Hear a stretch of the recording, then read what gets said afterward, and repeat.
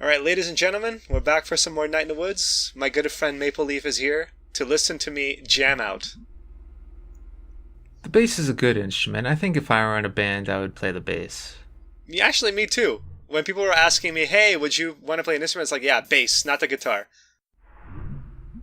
When I was younger, in towards the end of elementary school and my first year of junior high, I played the trumpet. And it's not really a jazz or a rock band or what kind of band is May's band? Maze Band is a rock band. It's a rock band? Okay, Absolutely. so it's like I'm not like a trumpet isn't a very rock sounding. I'm sure some band could make it happen. Absolutely. But if I were to be in a rock band, I'd probably take the bass. Yeah, same here. And the thing is that like early on in the game, like I just canceled the first song because if you either quit the song halfway through, or if you just play like crap, your bandmates are like, "So you're just gonna play? You're just gonna do nothing?" Also, you may be noticing right now from the file, because it's the weird Autumn edition, they've actually punched up the graphics of all the songs. They've added like little extra stuff like that "Die Anywhere Else" on the sides of on their other faces. That wasn't present in the original music video, I suppose, music game.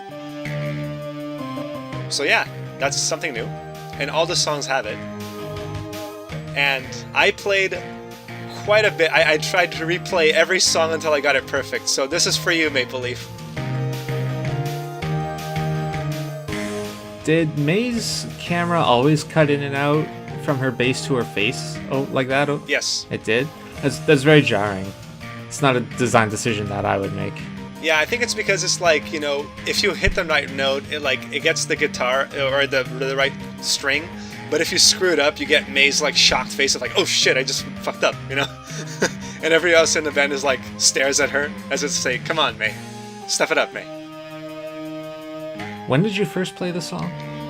The first time I played it, back during the beginning of the LP, like in April of 2017. No, 2017. That's what I was looking for. Yeah, you were looking for it 2 years ago.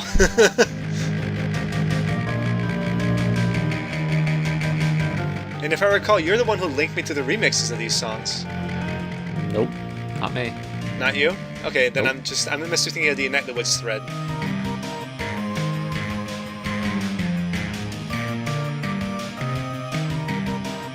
But the remixes are actually done quite well because it sounds like some sort of like Ashley 2017's, 2010's kind of band, singing along to it.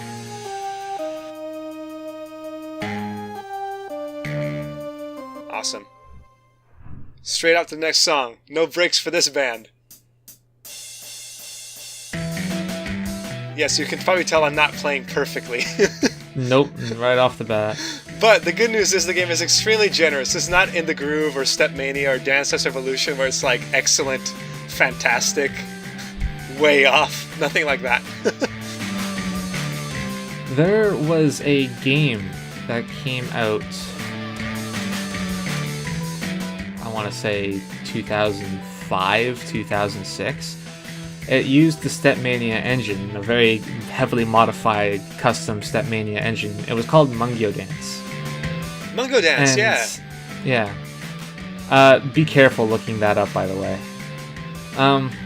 The thing about Mungyo Dance, like I said, it uses a very heavily modified Stepmania engine, so it plays like Stepmania, except it's all hit or miss. There's no excellence or greats or whatever, so it would be playing kind of like this. Okay. Autumn was weird anyway. Every time I was trying to play these songs, I actually sang along. I'm not gonna subject you to my singing voice too much. Good. Aw, Maple Leaf, you should say no. Release your inner singer. I'm not going to say that. Are you afraid of my singing, Maple Leaf?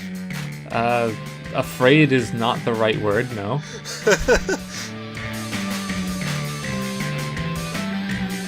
If we were to be in the same band, we can't both play the bass. No. Although no, technically we could have two guitarists, two bassists. We could have it. That wasn't me, by the way. That was the game. I'm sure. This is the song that gave me such frickin' trouble. the Pumpkinhead guy. I think I tried it. I must have tried it like 10 times until I actually got it 100%ed. Because of the stupid solo sequence. You probably remember that from the first time I played it. I was just screwing up the entire time. I'm sure I'll recognize it when it comes out.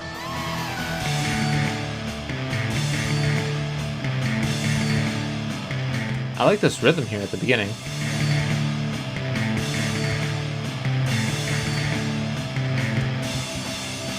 He's coming up the street! His shadow stretching from his feet! As opposed to where? His body? I have no clue. Pumpkinhead guy! And this is the slowdown. I wonder how robust this engine is for, like, this mini game here. Is it like Stepmania that you can change the BPM of the song, or do you just space out the notes? I think they slowed it down. No, I mean, like, the notes are traveling at the same speed all throughout. Maybe not. Can you change the speed of the notes? Because that's what you do in Stepmania when you want to change the BPM. Right. Maybe not. Maybe it really is just spreading out the notes, spacing them out a bit. So anyway, the Weird Autumn Edition actually added something pretty cool. You can now play 2 songs per day in your bedroom on the bass. And as the game progresses, you actually unlock new songs to play that are not just the band songs. And from the get-go, you can actually play this new song called Space Dragon. Wanderer in space, know about a forbidden place. Space Dragon.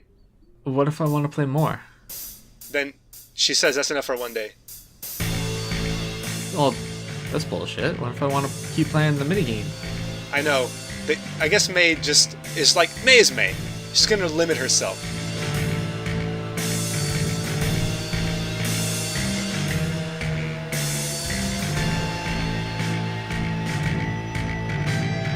And any real guitarist or bassist or music performer or any real Guitar Hero player would tell you that there is no such thing as too much bass or guitar in one day. Well, May's not like that. May's lazy, dude. She's gonna be like, I've done enough.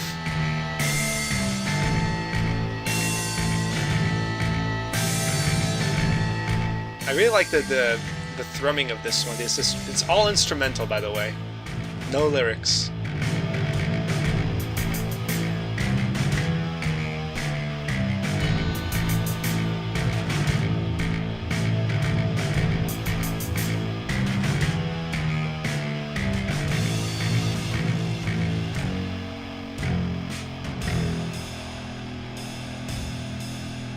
It reminds me a bit of Pink Floyd, actually.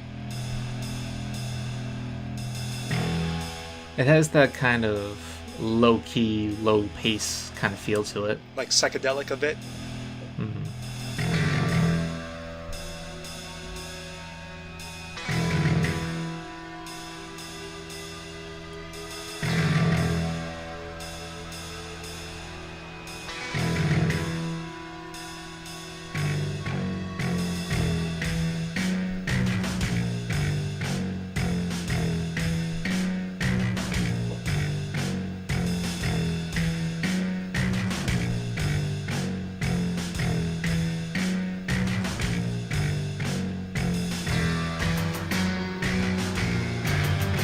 Have you been listening to any bands recently? Anything new? Not anything new in particular, no. When you want to jam out, who do you listen to? I don't really jam out. I listen to music when I write, but it's very specific music. It's not like when I write, I can't listen to songs that have lyrics because it's too distracting. So I usually listen to like video game music. Any particular video game that you like to listen to?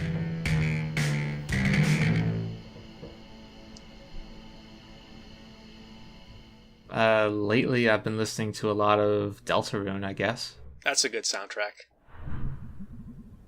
And every time you finish one of these new songs, May draws something on her notebook.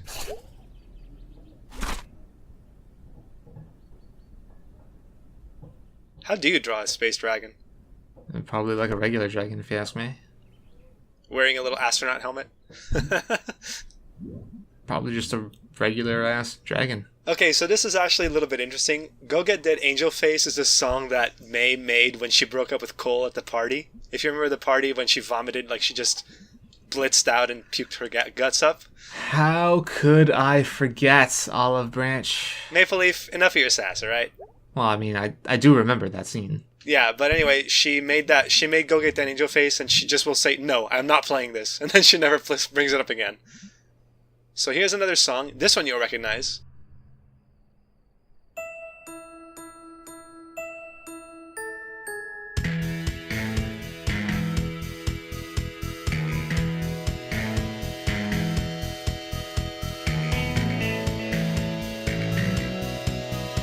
We were biking with Greg. Like we were riding like shotgun on his bike, I guess? Would you call it that? Okay. No, probably not. But that was the one time we hung out with Greg, is when this song played. The one time. Oh, also when we danced with B. When we went to the party and we danced with B and you said May was twerking, this is the song they were playing. So I guess this song has some significance for the creator. By the way, I did look up the composer for the music because I remember to look at the credits. It was like Alec Koloka who composed the soundtrack. And you gotta get him props. I mean, I think when you listen to the actual rock songs or the songs that May and her band play, and you can actually read the lyrics and go along and say, yeah, they know how to make a band. He must have been in a band, right?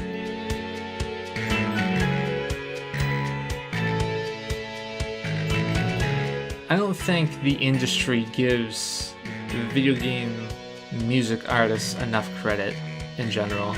No, I mean, like everyone's like, oh, that's the Legend of Zelda theme or that's the Super Mario theme. But ultimately, you're right. There's not that much prestige. It's just like, that's what you are. It's that tune I played when I was a kid, you know? Well, I feel like the examples that you just used are kind of the outlier here because Koji Kondo is a legend. Like, he's so legendary that I know his name off the top of my head. But when it comes to smaller games that don't nearly have the same clout as The Legend of Zelda or Mario, and I'm not even talking like indie games, I'm talking more like let's say Xenoblade for the Switch or for the Wii. I don't recall off the top of my head who did those songs, but they're incredible. Maybe, I think within the industry they respect them, but in the public eye we don't really care. Yeah, in the public eye, like when you go to or when you watch a presentation on a video game that's coming up, one of the things that the people really want you to focus on are the gameplay or the graphics. But nobody never really talks about how amazing the music is. Not unless it's like it really, really, really stands out. But even then, the producers, the guys that are putting forward the presentation, they're usually not going to tell you to like shut up and listen to the music because that's one of the draws. What actually made me want to play this game, other than the presentation of the graphics, was the soundtrack. She put a lot of effort into this one. Yeah, the drawing. Here's the final bonus song. And probably my favorite one of the entire set. When I watched the trailer for this game, the soundtrack actually was like, whoa. I really like the trailer soundtrack. I want to play this game now. So it's not all that. It's not just the graphics and gameplay. At least for me.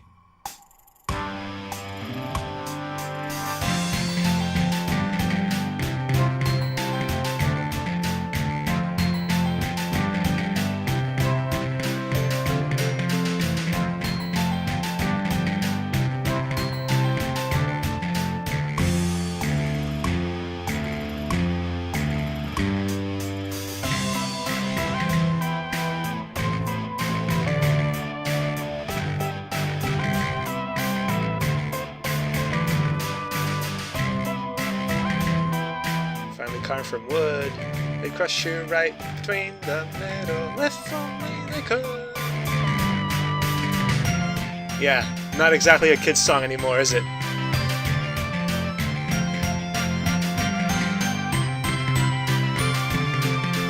You know, this kind of reminds me. Well, it doesn't really remind me. It kind of makes me think. You know how some things are kind of being phased out as we're getting older and technology is evolving? Like some kids, they don't understand why when you end a phone call with someone, you say you hang up on them. They don't know why we say that. Because it's been so long. Since you actually hook a thing in a phone jack, right? Same thing with the hour clock. Yeah, it's like you're looking at analog clock. True story. Yeah. My sister actually didn't know how to read an analog clock until we taught her. She only knew digital clocks. That's exactly it. That's what I was thinking. Is that as time is going forward and we keep using digital clocks and everything, like on our smartphones and on our computers, everything,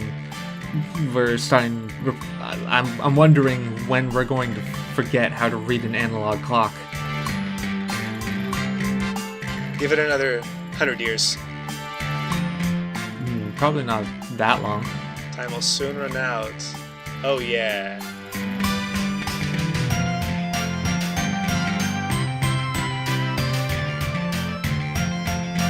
Actually, maybe that long. I was thinking maybe give it like a generation or two, but I mean, think about it this way. Can you read? I was gonna use it. Cursive? Well, yeah, cursive. No, not really. I was gonna say some instrument from the past. Because in the past, sure, people know how to use it, but today we don't. well, I couldn't read sheet music anyway. Well, that's a specific professional thing.